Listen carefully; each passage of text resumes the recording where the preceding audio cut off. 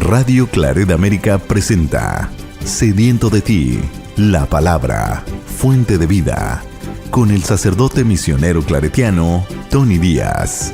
Reflexiones diarias del Evangelio. Aquí iniciamos.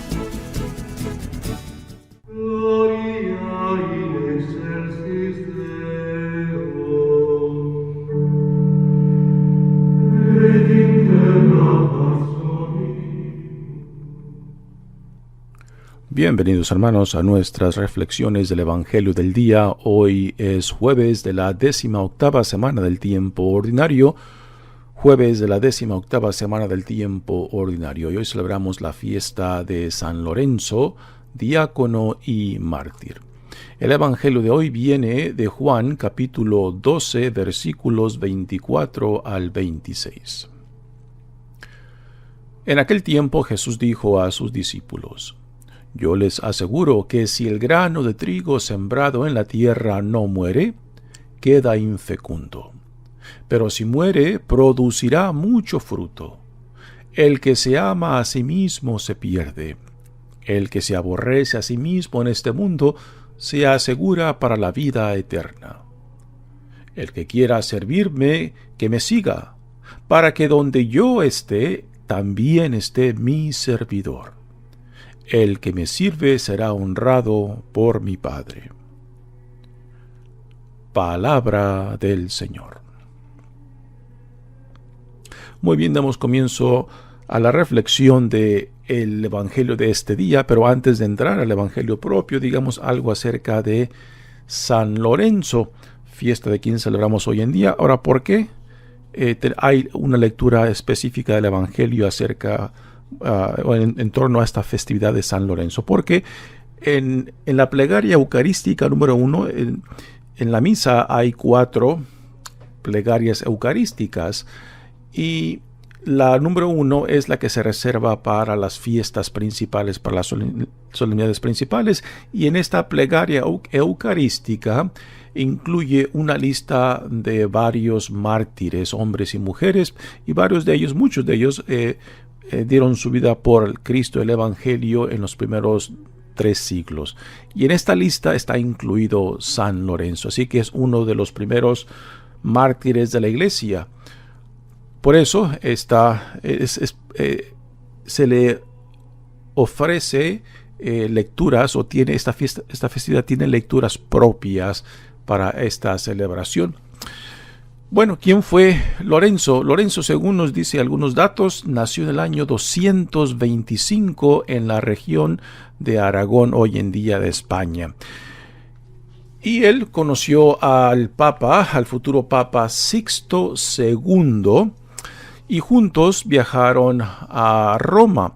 Estando ya en Roma, Sixto es elegido Papa, y cuando él es elegido, entonces pues ordena a Lorenzo como arcediácono de Roma. O sea, entre los otros diáconos, Lorenzo se le da la responsabilidad de la economía de la Iglesia Católica o Iglesia Cristiana de Roma, y también del dispersar fondos para la ayuda de huérfanos, viudas, gente pobre y indigentes que vivían en Roma.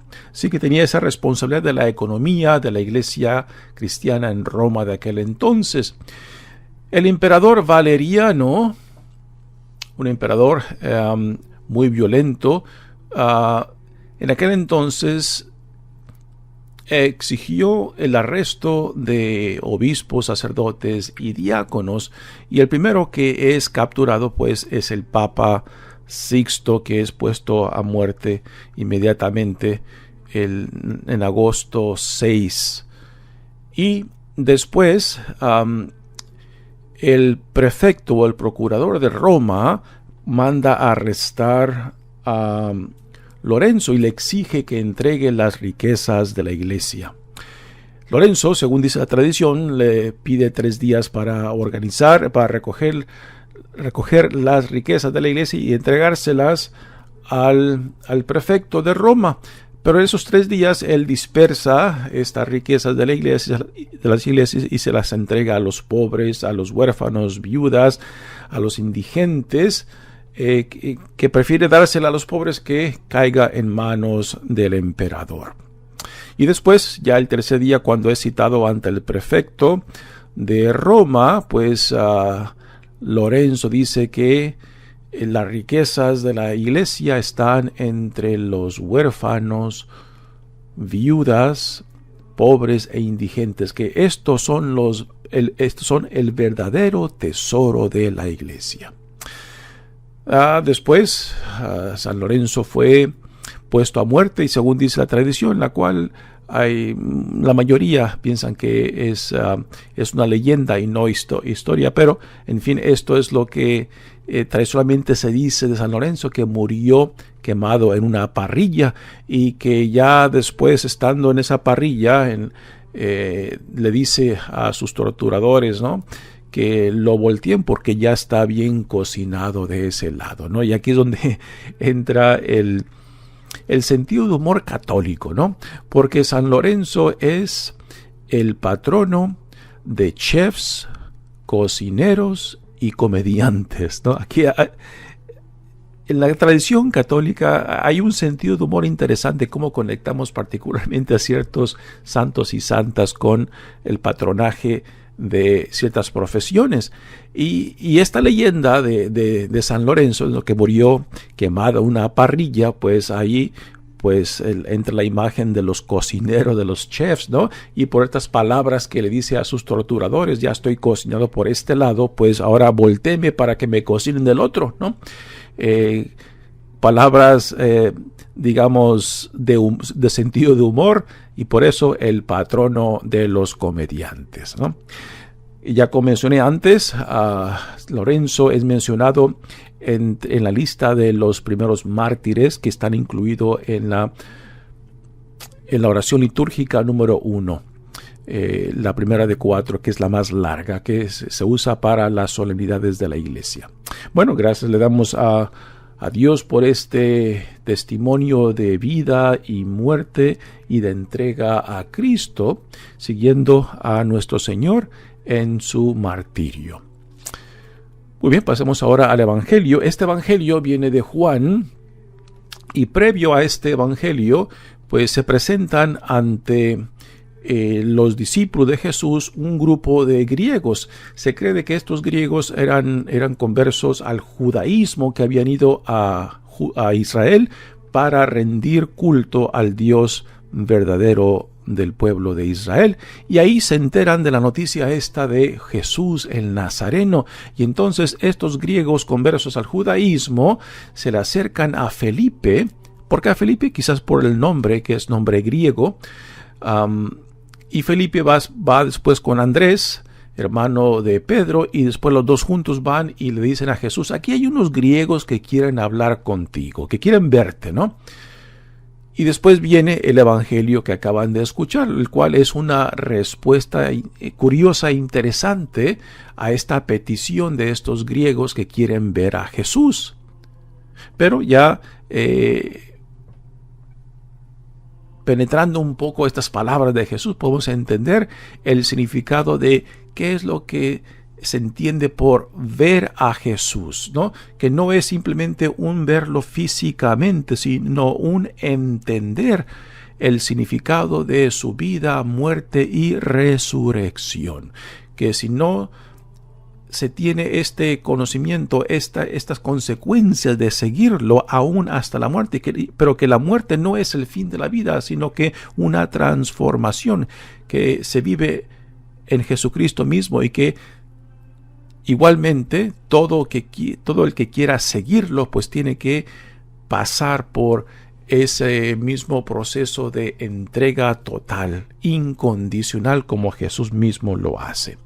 Dice el Evangelio: en aquel tiempo Jesús dijo a sus discípulos, esto es a respuesta de la petición que Felipe y Andrés le hacen en nombre de estos griegos que quieren ver a Jesús. Y Jesús dice: yo les aseguro que si el grano de trigo sembrado en la tierra no muere, queda infecundo.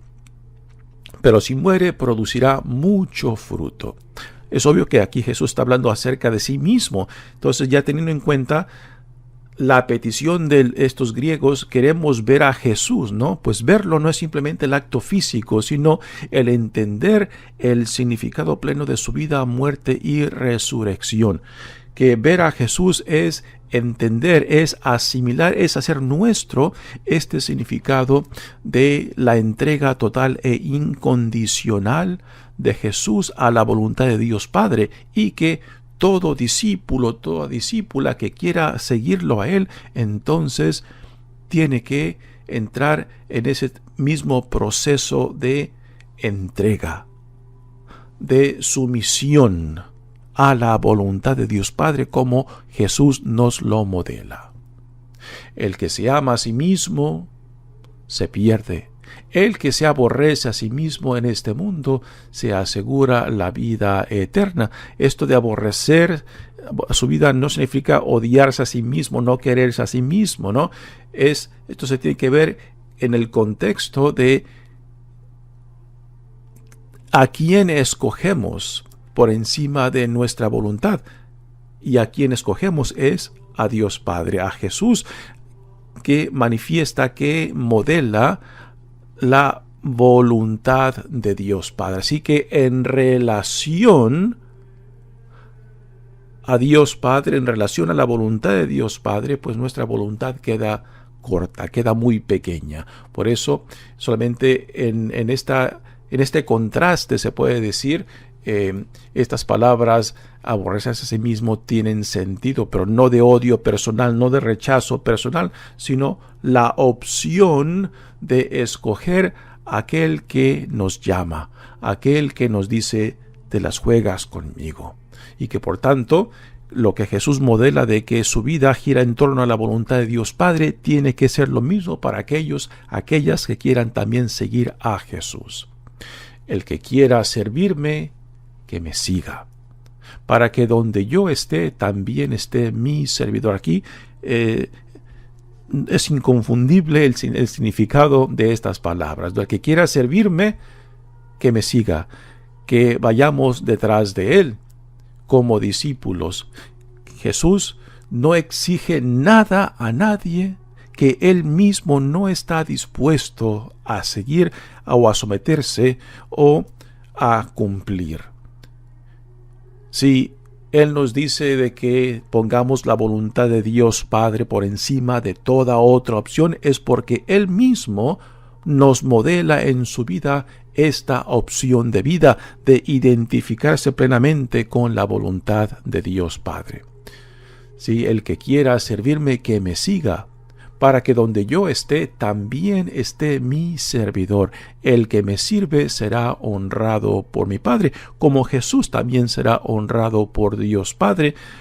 Particularmente esto lo tenemos por excelencia después de la resurrección, cuando Él asciende a la derecha del Padre, y después Dios Padre le dará el reinado, la autoridad y el poderío de este reino que Dios en Jesucristo ha inaugurado, ¿no?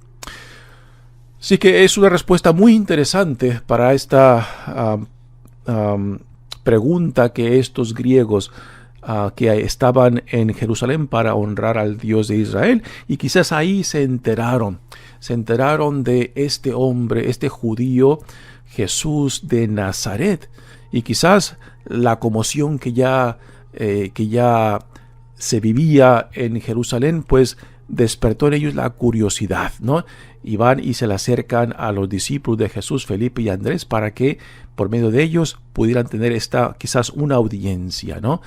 Y ha de haber sido estas palabras de cierto shock o cierta sorpresa para estos griegos, ¿no? Escuchar de que si quieren verlo, si quieren entenderlo, si quieren verdaderamente identificarse con Él, entonces tienen que seguir el modelo de vida que Él nos presenta. Ahora, este tipo de vida es simplemente buscar el sufrimiento por el sufrimiento, no. Jesús no busca el sufrimiento por el sufrimiento. El sufrimiento, su muerte misma, su pasión misma, es una consecuencia de su fidelidad a la voluntad de Dios Padre. Así que no tenemos por qué hacernos la víctima, no tenemos por qué andar en busca del sufrimiento. El sufrimiento nos encontrará como consecuencia de la fidelidad de la entrega a la voluntad de Dios Padre. Dios no le exige a Jesús que sufra o que muera.